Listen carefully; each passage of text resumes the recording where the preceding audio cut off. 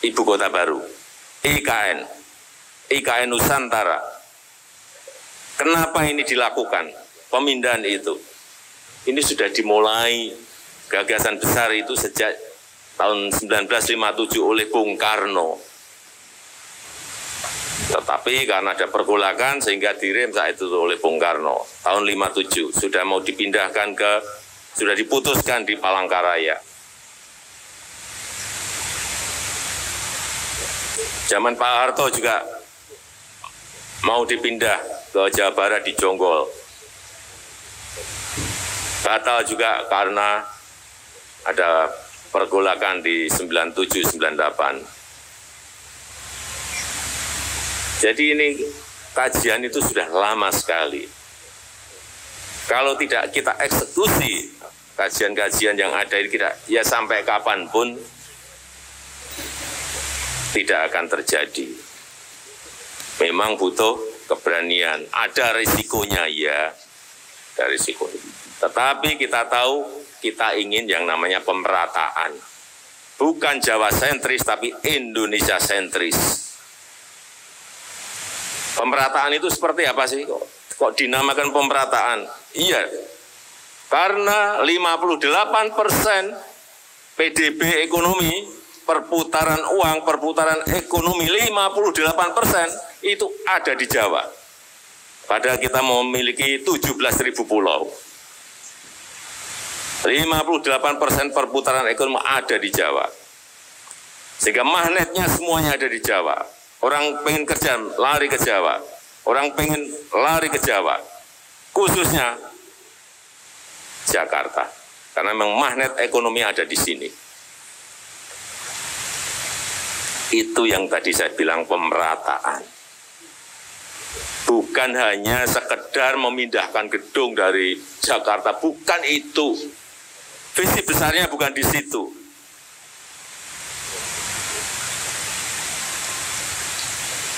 Kalau magnetnya nanti ada Jakarta, ada Nusantara, magnetnya sudah akan dua.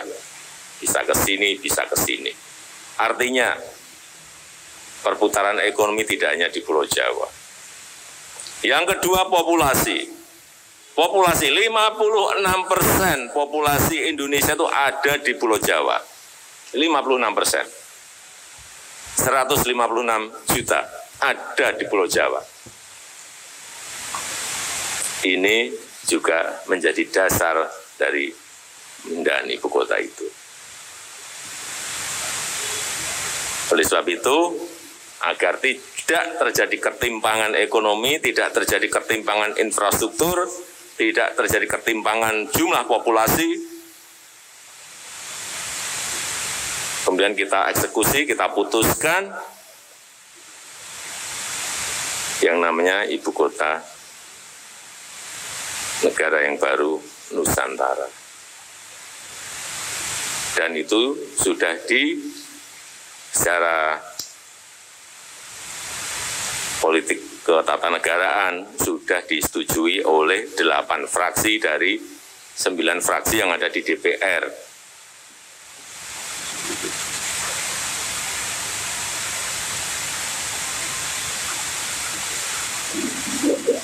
Untuk membayangkan, karena ibu kota kita ini nanti 70% adalah area hijau, 80% adalah menggunakan transportasi publik, 80% menggunakan energi baru terbarukan, dan 10-minute city, dari satu tempat ke tempat lain hanya 10 menit. Karena memang dari awal kita konsep sebaik-baiknya. Jadi yang diberi prioritas adalah yang hidup di sini nanti yang diberi prioritas adalah yang pertama, pejalan kaki itu nomor paling atas.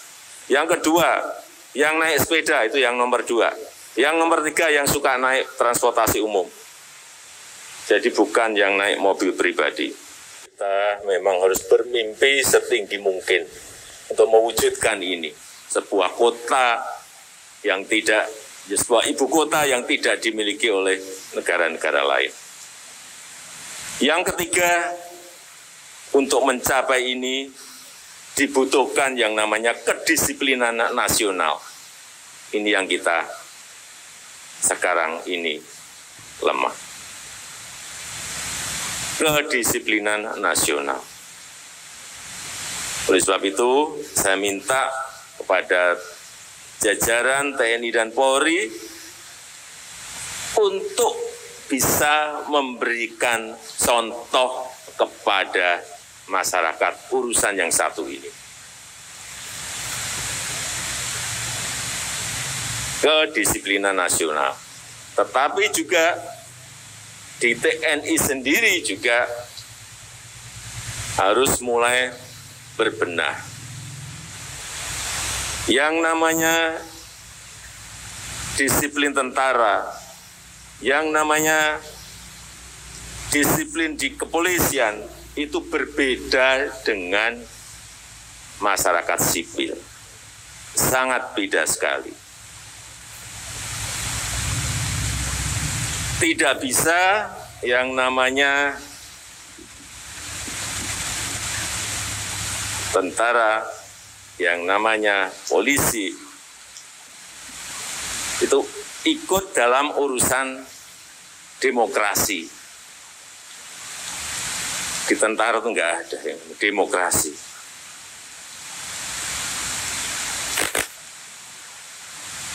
Enggak ada yang namanya bawahan itu merasa bebas. Tidak sama dengan atasan. Enggak boleh.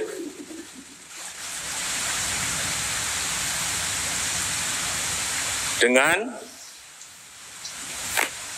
berbicara masalah demokrasi, tidak ada yang namanya di tentara, di kepolisian, nggak ada. Sehingga ini hal seperti ini harus mulai dikencangkan lagi. Supaya masyarakat itu melihat dan bisa kita bawa juga ke arah kedisiplinan nasional. Ini bukan hanya bapak-bapak atau ibu-ibu yang bekerja, tetapi yang di rumah juga sama. Hati-hati, ibu-ibu kita juga sama. Kedisiplinannya harus sama. Nggak bisa. Menurut saya nggak bisa ibu-ibu tuh memanggil misalnya, ngumpulin ibu-ibu yang lain, memanggil penceramah.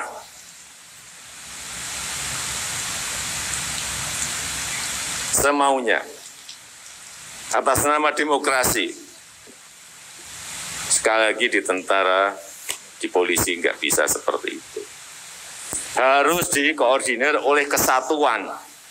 Kesatuan harus mengkoordinir hal-hal kecil-kecil tadi saya sampaikan, makro dan mikronya, ini mikronya harus kita urus juga.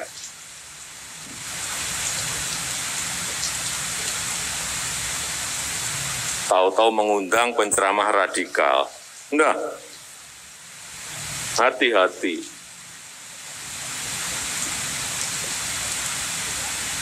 Juga hal kecil-kecil. Tapi ini harus mulai didisiplinkan di WA Group. Saya melihat di WA Group. Karena di kalangan sendiri, boleh, hati-hati. Kalau seperti itu diperbolehkan dan diterus-teruskan, hati-hati. Misalnya berbicara mengenai IKN, nggak setuju IKN apa? Itu sudah diputuskan loh oleh pemerintah dan sudah disetujui oleh DPR. Kalau di dalam disiplin TNI dan Polri sudah tidak bisa diperdebatkan. Kalau di sipil silakan. Apalagi di WA Group dibaca gampang. Saya baca itu. Hati-hati dengan ini. Dimulai dari hal yang kecil, nanti membesar dan kita akan kehilangan kedisiplinan di TNI maupun di Polri. Karena disiplin tentara dan disiplin polisi itu berbeda dengan sipil dan dibatasi oleh yang namanya aturan oleh pimpinan. Ini perlu saya ingatkan. Di seluruh dunia yang namanya tentara itu punya yang namanya aturan sendiri.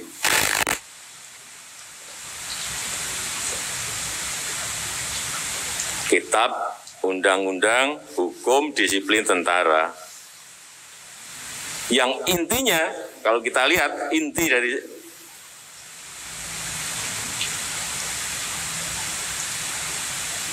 kitab itu, intinya adalah kesetiaan tegak lurus. Saya baca-baca, ini apa sih intinya? Kesetiaan tegak lurus. Saya rasa itu yang bisa saya sampaikan pada kesempatan yang baik ini. Saya tutup, terima kasih. Wassalamualaikum warahmatullahi wabarakatuh.